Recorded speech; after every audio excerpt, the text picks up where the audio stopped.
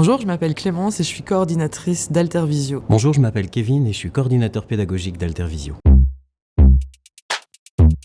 On a souvent tendance à confondre le sexe et le genre, pourtant les deux sont pas forcément liés. Quand on parle du sexe, on parle des caractéristiques physiologiques. Le genre, c'est plus une manière de s'identifier à des comportements, des codes sociaux, une apparence, et ça dépend beaucoup de la société dans laquelle on vit. Actuellement, dans la plupart des sociétés, on a tendance à ne reconnaître que deux genres, le masculin et le féminin, et à associer ce genre aux organes génitaux des personnes. Si tu as un pénis, tu es un garçon, si tu as une vulve, tu es une fille. Mais ce n'est pas la seule manière qui existe, et on peut aussi se situer autrement sur le prisme du genre. On peut penser par exemple aux personnes transgenres, agenres, non-binaires ou au genre fluide.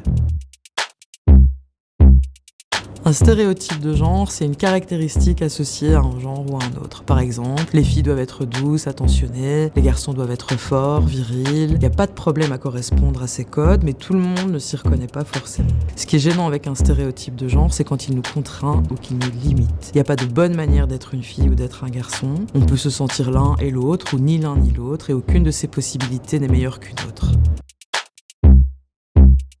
Ouais, peu importe notre sexe biologique, on peut se sentir garçon, fille ou se présenter en dehors de cette notion binaire. On a le droit d'aimer, d'exprimer ce que l'on veut, de la manière que l'on veut, et c'est très bien comme ça. Si jamais tu as besoin d'en parler, on est là pour toi, alors n'hésite pas à venir visiter le site de Bruxelles J.